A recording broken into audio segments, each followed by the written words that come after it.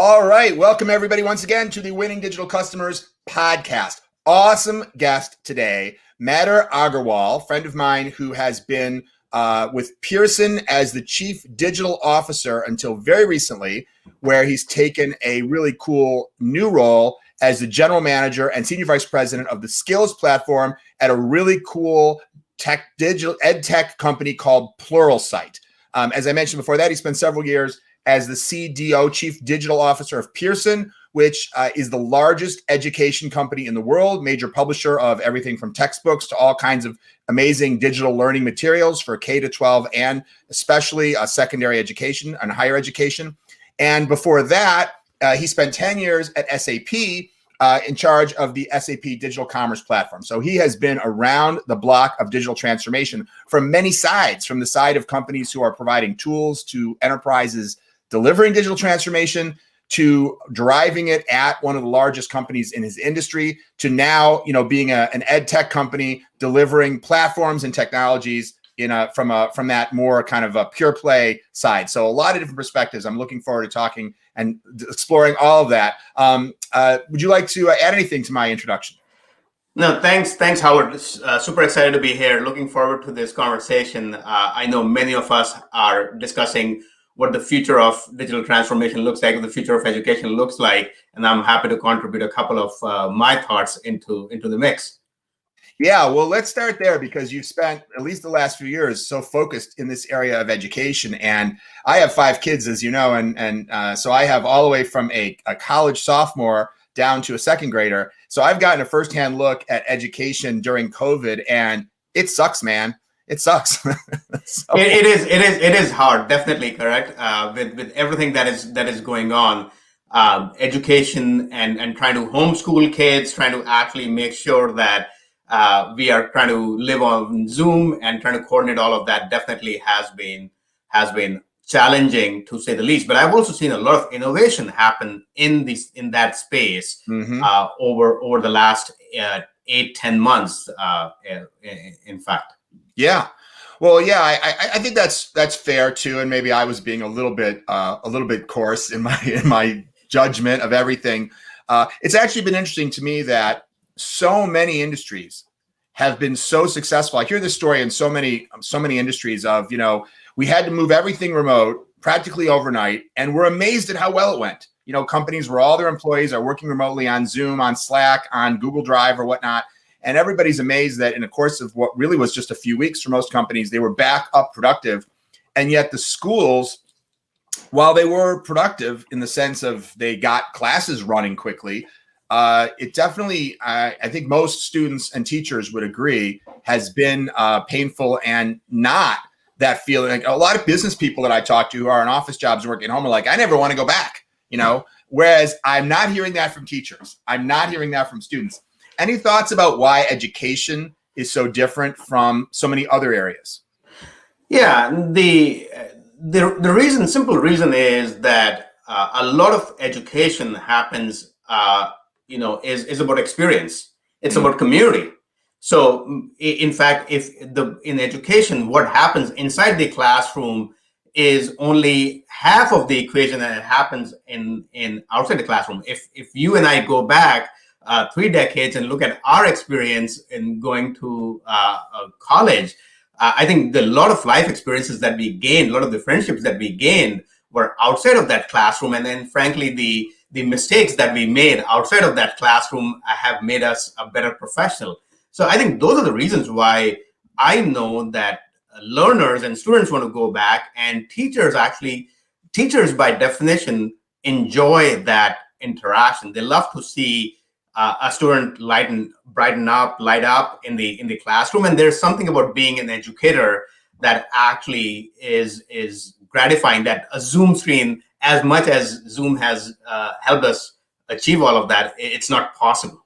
Yeah, I agree. And you mentioned some of the innovations you've seen. Are there particular things you want to point out or applaud or give props to where you think an innovation has really helped during this transition in COVID? Yeah, I think there are a couple that I like to sort of highlight. The first is, and this is not a technology innovation, correct? We tend to think of innovation is around technology. The first innovation is just about the adaptability of society at large, per se. And you think of adaptability, we naturally think of adaptability in terms of professionals who are in their 20s, 30s, 40s, correct, even later in life. But you think of adaptability of a 5, 6-year-old, you talked about a second grader, getting a second grader to sit at one place for 3, 4, 5 years, lo and behold, like 8 hours, it to me is innovation. Having a teacher to engage with them is innovation. Related to that is the notion that learning cannot be done to you, right? The notion of synchronous and asynchronous learning, that to me is definitely innovation. From a technology perspective, I think what we are trying to see is finally actually platforms being built. So Zoom, as an example, is starting to build a platform for education, not just for two-way communication per se. Hey, how does collaboration truly happen in there? And to me, that is like, just from a mass scale perspective, there are some innovations that are happening that are interesting. And by the way, there's a lot that is in the works. There's more venture capital money that has gone in the ed tech space in the last 6, 7, 8 months than frankly went in before in what was considered a very dogmatic and sleepy industry. Interesting. Yeah, I can imagine. A good place to have a startup right now, or be working in a tech company. Yeah. No, that is definitely true, that tech is leading that evolution. In fact, the way I view it is, tech is only accelerating what was a macro trend happening in the education space. This move towards what I refer to as, and what many people refer to as, move towards lifelong learning. Mm-hmm. Yes, I definitely want to get to lifelong learning because I know that's your focus now. Before we turn there, I want to ask a little more about your time at Pearson, because so many of our listeners, I know from the questions they ask, are in roles at large companies. A lot of our listeners are big enterprises, and they're trying to push that boulder up the hill, trying to drive innovation at large organizations where that's not always easy. I'd love to hear a little bit about what were some of the most interesting things you worked on at Pearson, and what were any challenges you faced. Like I would expect, I'm only assuming you face challenges because I know at most large enterprises people do. And especially any things you learned, or any good stories that you could share with our listeners that are educational parables, which we're always interested in hearing about how to make it work in the challenge of driving transformation innovation within large companies. Yeah. So Pearson, just to set everyone context, largest education publisher in the world, roughly 4-ish billion in revenue in roughly 70 countries or so. But this is also a company that has existed for nearly 2 centuries. And let me repeat that, 2 centuries, correct? They've gone through a lot of incarnations during that time. But when I joined them, they were very much focused on the traditional education system. So if you think about the education system you talked about in the US, which is K-12, which is again a very US-centric term, correct? Like they K-12 is not a term that we use outside of the US, but let's call that metaphor of actually going to pre-college, and then the college space, the higher education space. That's where their majority of the focus was. So they were dealing with institutions, the large universities. There are 3,000 of those, as an example, just in the US per se.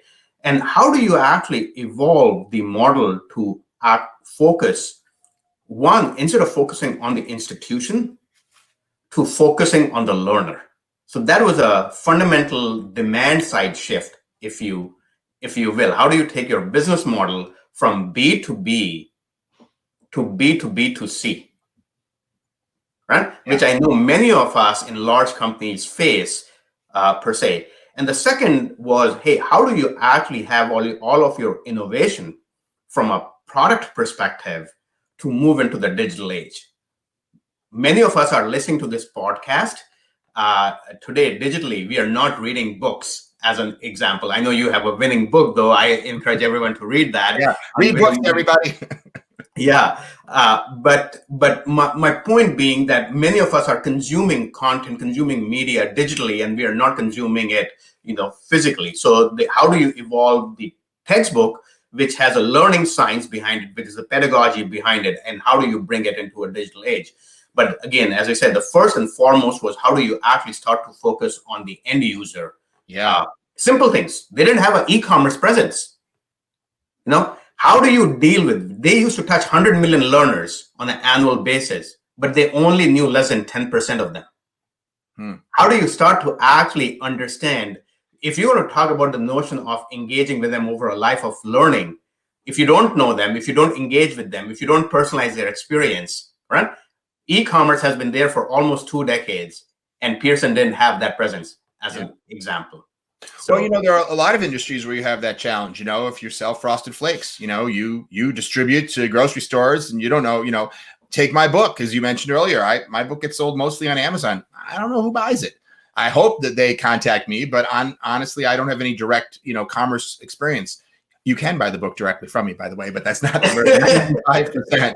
Of course, most people go to Amazon, which is fine.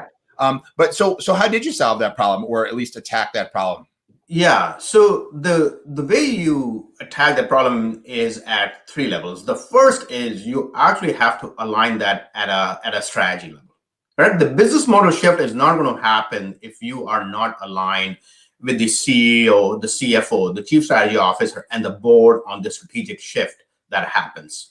So we started that conversation at the board level. In fact, Pearson just announced a direct-to-consumer business unit like just last week, right? So that was a conversation that I initiated in 2018 at the board level to say, hey, if we are going to be focusing on the 100 million learners, right, how do we start to have that? Because without that sort of support, it will be very difficult. The second is what I talk about, winning the hearts and minds of the organization, the cultural change, right?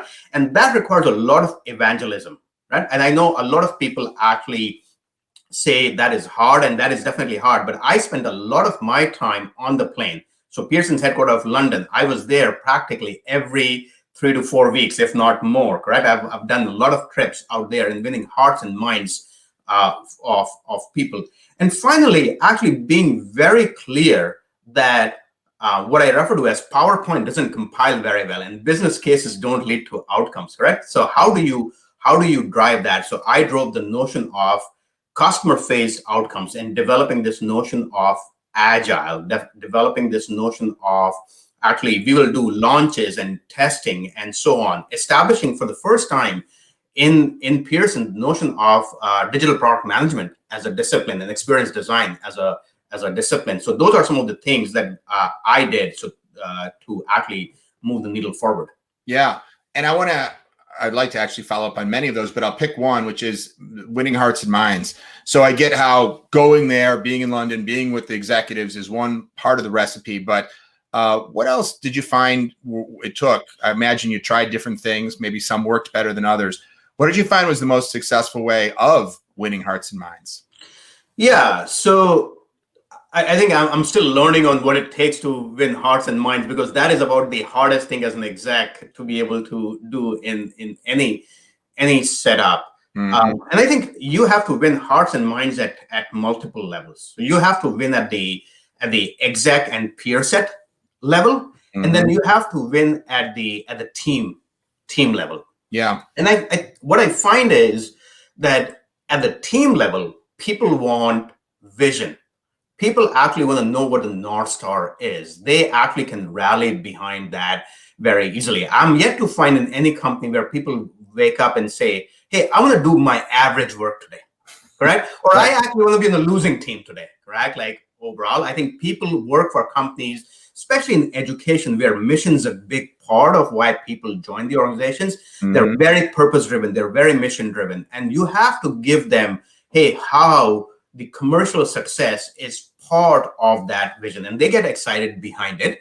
They may not know how to get from here to there, which is the next step you have to do, but you actually have to lay that out. The execs, the board and the execs get behind it because, hey, they're chartered with that. What I find is this layer in between at your peer set level overall, that is about the hardest, because that is where the phenomena of who moved my cheese happen. per se, correct? Because when you're trying to transform, some people are going to win and some people are going to lose, but the customer is going to win always. And you have to understand that.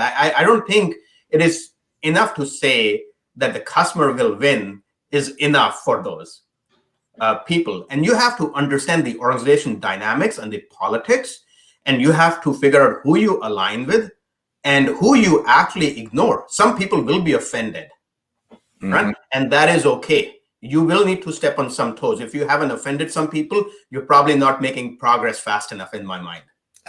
That's a quotable meme. I like that. If you haven't offended some people, it's kind of like I have this philosophy. If I never miss a flight, I'm spending too much time waiting around airports.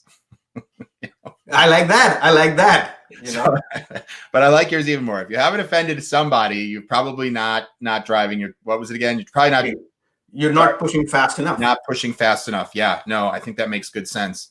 Great. These are great tips. And so let's see. We wanted to talk a little bit about. Well, let's move on to your current company and the broader theme. So why don't you just tell everybody a little bit about the company that you're with now and the role that you're playing, and then this whole issue that I know you're very passionate about this whole new, perhaps the most important type of learning we have now, which is supplanting, in my opinion, the importance of institutional learning, which is this idea of continuous learning. Yeah. So in September, I had the opportunity to join Pluralsight, which is one of the largest ed tech players in the tech skill space. So they focus purely on the tech skill space. It's a company out of Utah, global company out of Utah, roughly $2.5 billion in market cap, roughly 400 million or so in revenue, 2,000 people. That is focused on democratizing tech skills. So, and I've joined them in their product organization to help them evolve and scale for what the next phase of growth looks like, and how to take a digital native and help it scale to being a $1 billion or more enterprise in that sense. But the largest player, many of the largest financial services firms, many of the largest retailers actually use Pluralsight to drive digital transformation, the topic that we've been talking about, in their organizations. They are using this to upskill, reskill, and actually define their skill strategy for their organizations as they move from the world of analog to digital.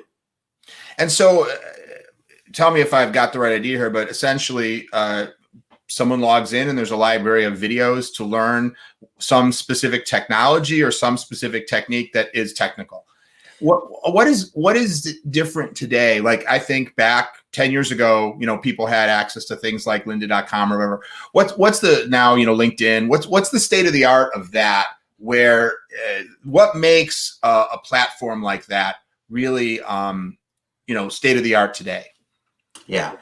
So what makes that state of the art is three things. First is the basics. The basics, you talk, hey, just think of the notion of someone logging in and they have access to content, correct? Videos overall. So again, breadth of content, quality of content, richness of content, it still matters, right? Like when people have that, if they want to go deep into Python as an example, or go deep into React as an example, right? They're able to do that at multiple levels of maturity. But not just that, they're also able to do hands-on learning. So many of us are not passive learners, we are active learners. Right. For us to be able to try on those skills. So that to me is part of the content enrichment that happens. It's not just about passive, it's about active. The second is what I refer to as skills progression. Many of us want yardsticks. Hey, am I making progress? Am I actually moving from step A to step B? So Pluralsight has developed unique insight into what we refer to as skills IQ, where we can exactly tell you how you are doing, where you're moving on, and are you on the path to whatever your learning outcomes are, right? And that's the second biggest thing. Skills IQ is pretty unique to Pluralsight. Not many people, anyone to your point, can put up content library, which itself is hard, but like to show people that they are making progress. And then the third thing is you have to align that with the organization, because think of it as the Fidelities, as the Verizons of the Home Depots of the world. They have a learning and development philosophy overall. And how do you integrate into that? Because you don't want to be an island. You're part of a broader L&D strategy for an organization. So how does that happen? How do you align with that? Because those people, correct, your L&D leaders and your tech leaders are great drivers of actually innovation, and they are saying, hey, we are offering this for learners to be able to do that. Yeah. So all of those actually give us a winning combination, or are required today, frankly, to drive true upskilling and outcomes that organizations demand. Yeah. And what about getting adoption within organizations? Do you find that that's challenging? Do you find that today everyone's hungry to learn more and it's easy if you just put the tools in place? Or that organizations really need to motivate people to be improving their skills? Oh, absolutely. Absolutely correct. Like, I think there are people who are intrinsically motivated. So those people will naturally gravitate. You offer them the tools and they will naturally go towards that. But then there's a set of population that will, what I refer to as episodical. So they will actually go, oh, I need to do this project. I need to do this piece of work. And then they will go. So they will come and go in batches. And then there is a set of people that you actually have to drive to say, hey, here's a tool that is available to you. I almost equate it to your 401k plan, right? Like most companies offer a 401k plan. Some people will naturally sign up on the day one on the job, and some people you have to auto enroll, and some people like you have to send many reminders to actually say, hey, this is a good thing for you and you should be signing up for that. Actually, it's a fantastic analogy, because what are you really doing is investing in your own future, right? Because absolutely. a company wants to pay to give you training materials. Well, frankly, they're investing in you as an asset, but who owns that asset? Not the company. You own the asset, So if someone else wants to pay to invest in an asset that you own, I say, bring it on. Yeah, no, I do agree. And I think this is the most progressive organizations that are driving digital transformation recognize that investing in people's skills is important. Digital transformation happens because of two things. As I learned, as we talked about, customer centricity, end user centricity, which is something that many of us are passionate about. The other is skills. How does our organization have the skills? And many of us know when we need to hire at scale, right? External hiring takes time, is expensive. So we got to actually retrain, upskill, reskill our workforce, and keep, especially in the tech space where things change on a dime. Yeah. Yeah, I mean, I wonder how far this is going to go.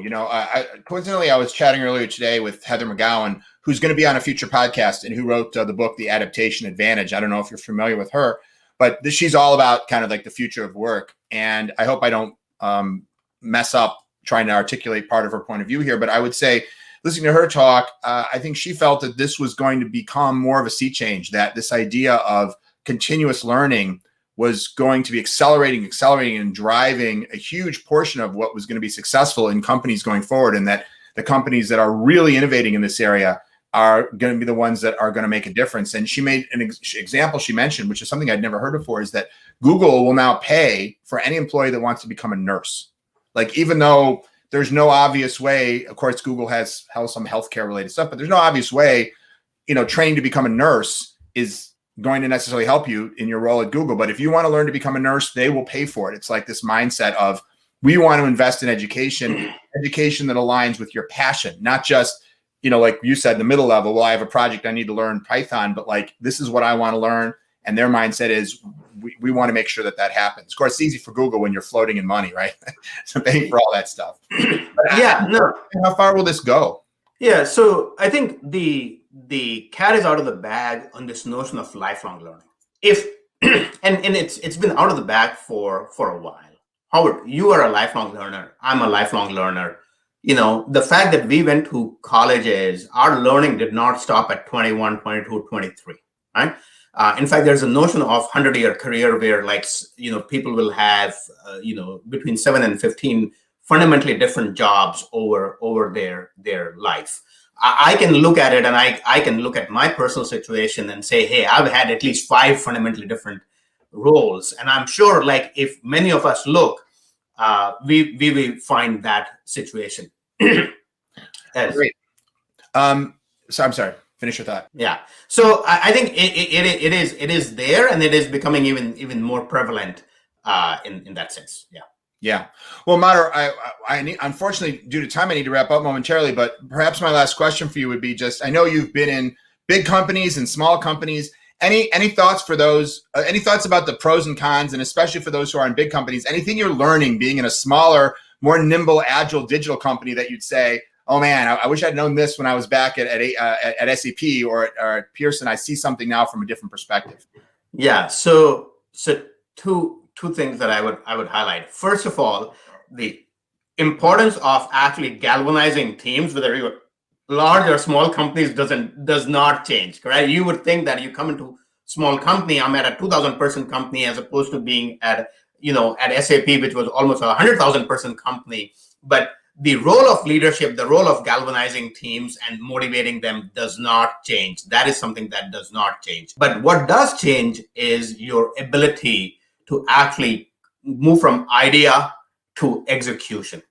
I used to say at my past companies overall, hey, I can spend 3 months doing a business case and writing reams and reams of PowerPoint to convince you, or I can use those 3 months to actually deliver something, right?